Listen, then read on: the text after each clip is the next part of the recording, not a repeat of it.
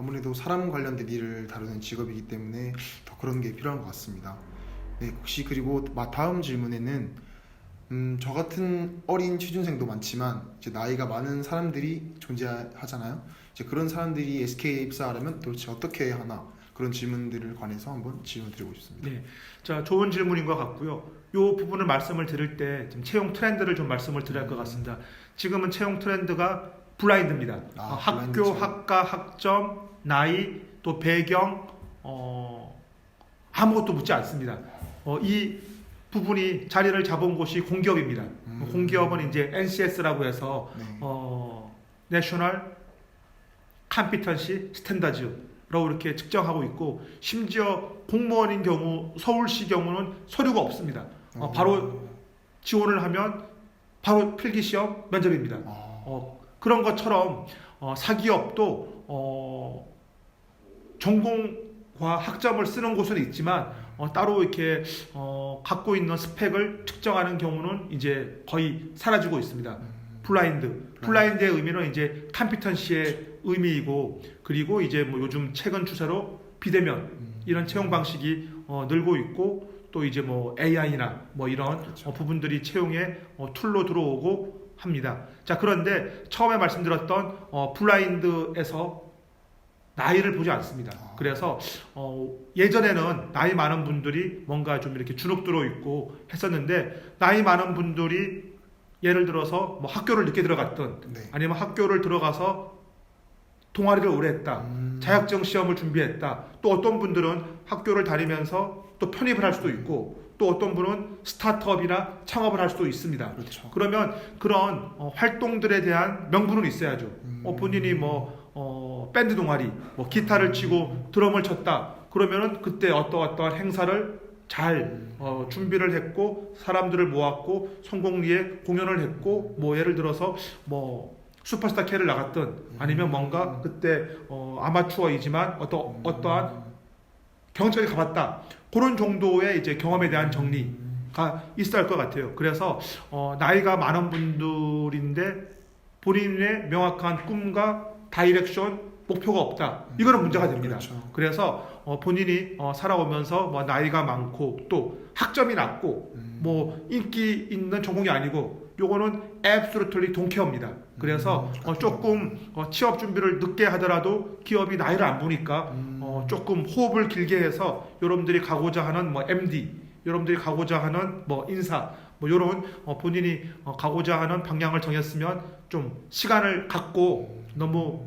달려가지 말고 실력을 쌓으면서 뭐 대기업을 도전하든, 실력을 쌓으면서 또 경우에 따라서 어떤 회사를 들어가서 거기서 실력을 쌓고 적당한 시점에 SK나 현대차 같이 대기업으로 점프업하는 경우, 옛날엔 어려웠지만 지금은 나이를 안 보기 때문에 경험만 있으면 가능하다라고 말씀을 드리겠습니다.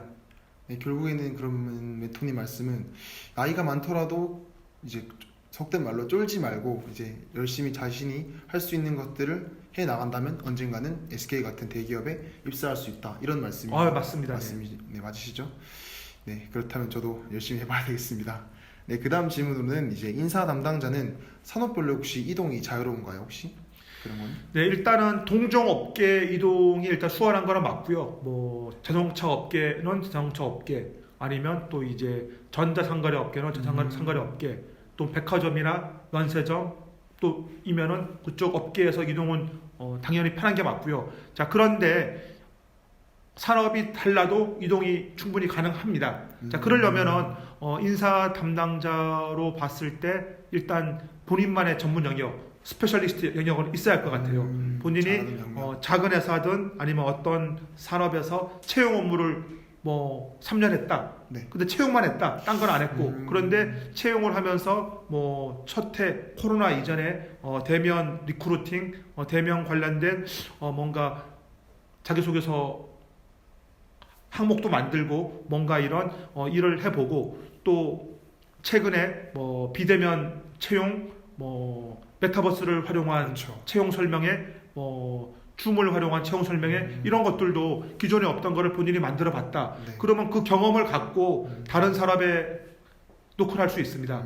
또는 기존 직장에서 골고루 뭐 채용도 해보고 일부 평가도 해보고 일부 CMB Compensation and Benefit도 해보고 근데 깊이는 못했지만 골고루 다양한 인사의 영역들을 해봤는데 그때 선배한테 물어보던 본인이 별도의 시간을 더 투자하던 잘 수행을 했다. 이런 경우는 이제 제너럴 리스트입니다. 그래서 본인이 어떤 분야에 채용만 놓고 보면 스페셜리스트 아니면 두루두루 본인이 간만 본 게 아니라 맛만 본 게 아니라 두루두루 열심히 했던 똑같은 3년을 일했지만 인사에 A부터 Z를 해본 제너럴리스트이다. 그러면은 다른 산업으로 점법을 해도 어렵지 않다라고 말씀을 드리겠습니다. 결국 자기가 확실하게 잘하는 분야가 있어야 다른 부서로 이동하더라도 잘 될 수 있다는 그런 말씀인 것 같습니다. 네.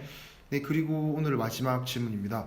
혹시 인사팀과 리크루팅 팀의 차이가 점차 벌어지고 있는데요. 혹시 리크루팅 경험이 인사 담당자에 취업하는 데는 도움이 될까요, 혹시? 네, 일단 리크루팅이 주로 이제 사람을 이제 채용하는 엠플로이하는 이런 채용 설명회를 하고 또 채용 설명을 또 SNS 채널로 하고 또는 서류를 심사하고 또 면접 관련된 그렇죠. 진행을 하고 이런 부분인데 자, 이 부분이 인사 전체 원 오브 댐입니다. 그러니까 인사에서는 이제 채용도 있지만 참고로 대부분의 대기업에서 채용 담당은 신입사원입니다. 그런데 인사의 꽃은 평가와 보상입니다. 그렇죠. 평가와 보상 그리고 다양한 뭐 핵심 가치 정립도 있고 또 이제 회사 안에 다양한 제도 그래서 리크루팅만 한 게 어떤 회사에서는 좀 제한적일 수도 있습니다. 자, 그런데 리크루팅을 할 때 본인이 부여받은 일을 조금 더 고도화해서 그리고 새로운 컨셉 그리고 리크루팅을 할 때 뭔가 비대면인데 대면과 차이가 없을 정도의 고민을 해서 어떤 제도, 어떤 아이디어를 내서 선배에게, 상사에게 통과돼서 그 부분이 좋은 성과가 났다. 네. 그런 정도의 경험과 인사이트면 이 친구는 리크루팅 하나만 했지만 그 정도의 뎁스면은 이 친구가 그 회사 와서 평가나 보상을 해도 잘할 수 있습니다. 그래서 그런 리크루팅을 했다는 것 자체가 작은 회사를 간다면 뭐 높은 인정을 해줄 수 있겠지만 본인이 꿈꾸는 회사가 좀 큰 회사, 상위 레벨, 대기업이라면은 리크루팅 하나를 해도 어떤 뎁스와 어떤 성과를 만들어냈느냐 이게 관건이 될 것 같습니다. 네, 그런 경험도 결국에는 다 성과와 결과가 나오기 때문에 일단 좋은 말씀인 것 같습니다. 네, 그리고 이제 마지막 질문을 지나서 이제 SK에 입사하는 방법에 대하여 CPTV를 시청하는 학생들에게 혹시 꿀팁을 주실 수 있을까요? 저를 네. 포함한 다른 네. 스태프분들에게. 자, SK가 이제 올해부터는 수시 채용입니다. 네. 작년까지는 공채를 했고 올해부터는 수시. 수시는 언제 어떤 계열사가 어떤 직무로 채용할지 모릅니다. 그래서 먼저 호흡을 좀 길게 하시고 천천히. 여러분들이 가려는 분야, 인사다 아니면은 누구는 전략이다 또 어떤 분은 홍보다. 그러면 그쪽에 대한 아까 말했던 KSA, 날리지, 스킬, 애터튜드를 좀 갖추어야 됩니다. 그렇죠.